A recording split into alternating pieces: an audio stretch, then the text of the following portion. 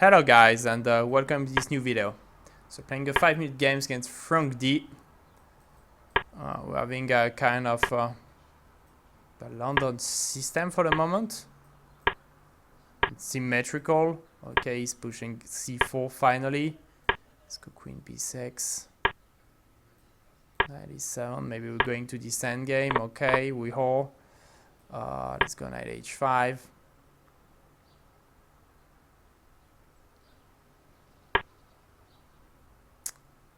Push on the bishops after rook c8. Is there any trick? I mean, rook b8, rook takes. But I don't see any tricks. I don't see the point of the move. Okay, but now I can just play a6. I mean, this was a useful move for me anyway. Okay. Let's go bishop e7, bishop f6. Okay, so he let us push the pawn e5. So this is a very important idea here for black. So he let us achieve it without any problems. Bishop f6 now. The pressure is building on the d4 pawn. The pawn structure on the queen side is perfect. I mean, I could achieve rook c8, a6. So this is why I don't understand why he went bishop c7. Just offering me a tempo. Qxb3 maybe in difficulties.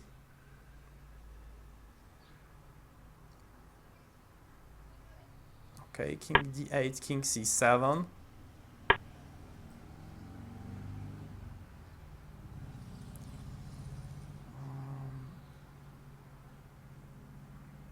Okay, let's go bishop g6, pawn f4. Okay, let's go bishop g6 for the moment. Or no, let's go bishop c2. Bishop c2. Let's drive the knight away. Let's go king c7. So you see, that's why I didn't castle. Bring my king to c7 to defend my pawn. So my king is perfectly placed. No more dark square bishop. So no way to give a check to this king. And this king is just sitting on the perfect square, making a very important job protecting the b7 pawn. And now we need to play precisely. So bishop g6.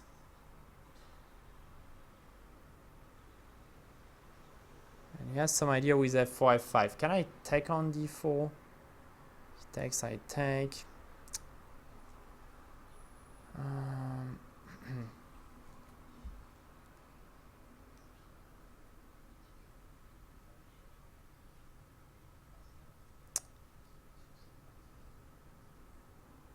have a strong belief I have to take this pawn first.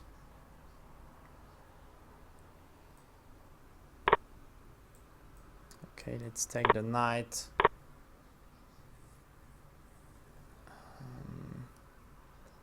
Let's bring the pawn to h6. So, as we did on the queen side, we are protecting the pawn. Short castle. Okay, what are the weaknesses in the white position? Not much for the moment. Not many. Yes, it's a strange position. So after c4, I need to be prepared to play d4. I think because taking on c4, letting the knight land on d6, it's never going to be a happy day for me. Or I should be ready to tread those knights on c4 and then try to attack these advanced pawns. Knight b3. A move I didn't wait. So they would try to play c4. As I said, it doesn't really have any weaknesses in his position.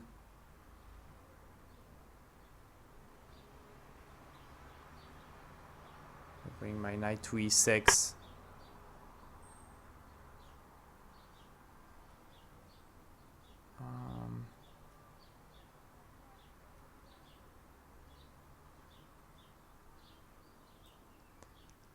I was wrong when I played this knight to f8. Natural square was e5, and I wanted to do something smart. It's not smart at all. Okay, let's bring back the rook to d7.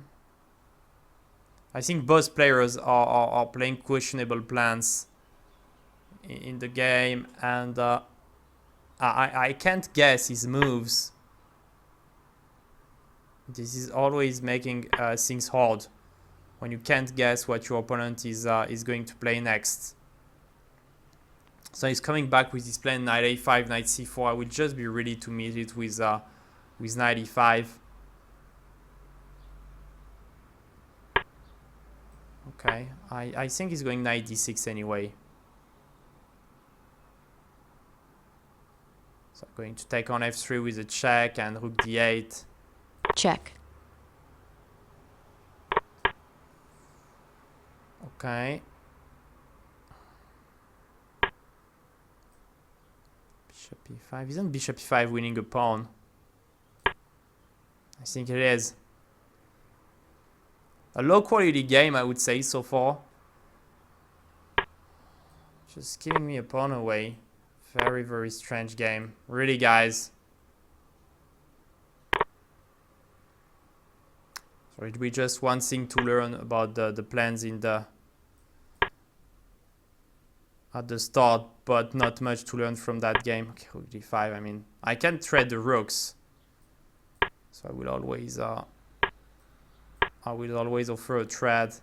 And now I'm going to get this pawn and drive my pawn